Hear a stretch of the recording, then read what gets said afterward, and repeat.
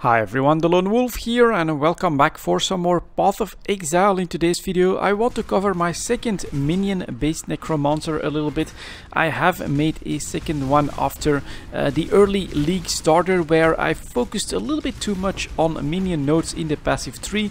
It was very effective, it did a lot of damage, but I was really a glass cannon, and once I got into the mapping phase I got into trouble because of that. I died quite a bit, and of course once you start to map you actually lose XP that way.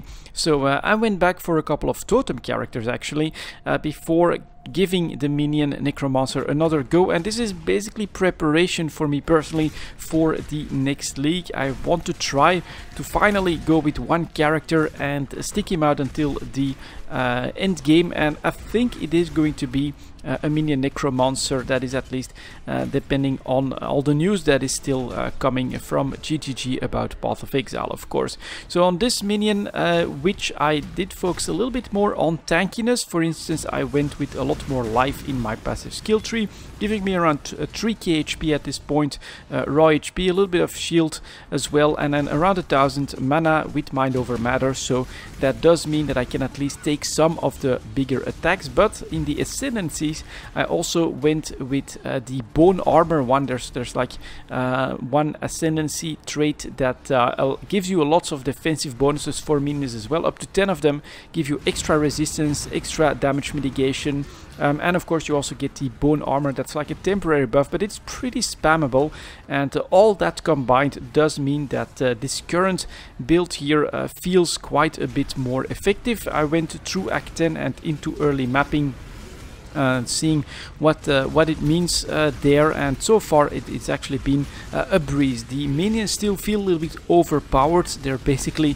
like a small army that just wrecks everything. The Carrion Golem has lots of AoE, the Right Spectres have lots of AoE as well, and then of course you also have 8, at this point I have 8 zombies that tank for me, so they taunt trouble away from me. And if fights were to take a little bit longer, I have a totem that summons skeletons right around the enemies, and they then burn their life down doing AoE damage around them.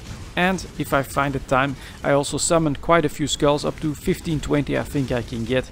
And well, there's more minions, so they all get all of that extra damage as well, and it works really well, especially on the current league mechanic. I've found that this is very strong for the current league mechanic. I have basically failed none of them with this second Necromancer build, and it's just a big enough army to control all of these spawning portals, especially when they're clustered together. Just put the totem right in the middle of them, skeletons start to burn everything down, the other minions just start to trample everything, and you're done before you know it. But if like a couple of portals were to spawn somewhere else, well, I have that totem that summons burning skeletons to keep that under control, and we can just keep spamming the other side with all the minions, the skulls and things like that. On top of that, if you take the right specters, like I really like these, I think they're called Heralds of Kitava. You know, they'll just start to bombard things at range as well, leap in whenever they find a chance, and they're pretty strong tanky minions. So I think that overall this works out quite well. There's definitely room for improvement as well, because I'm running with an animate guardian that only has like yellow stuff. At this point it's really not that powerful. I could upgrade him with uniques as well, but for the league mechanic this is super strong, and it basically never fails to complete these challenges, at least the regular ones that you find throughout the 10 acts and on the maps so far. Second aspect, bossing, very easy. It's basically overpowered at this point because I have so many minions. All of them take a lot of advantage from the extra minion damage that you just grab from the passives. You don't really need a lot of gear to make this work, and well, they either burn down to 0 life in next to no time, or well, they manage perhaps one ability or something like that, and then they are forced into their next phase very quickly.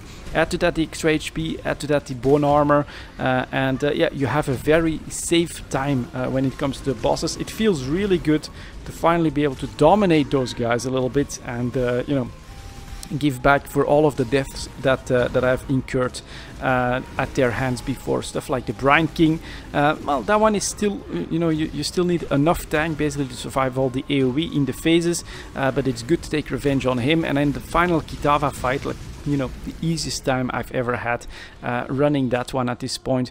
Went super easy, basically got like a couple of AoE attacks off before, you know, her HP was down, forced to drop the heart.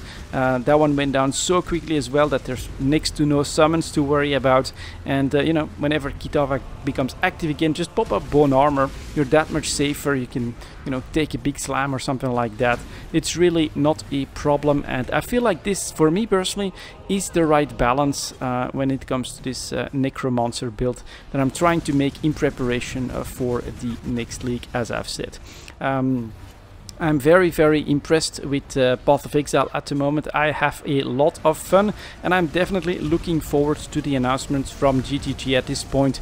Looking at the change that they're going to bring. Hopefully it's not on the Necromancer playstyle. I don't think it is, since the rework has basically been done in this latest league. But yeah, I'm very excited to see where GTG plans to take Path of Exile, what the next league is going to be about, if the expansion can perhaps provide us with different playstyles that I might enjoy.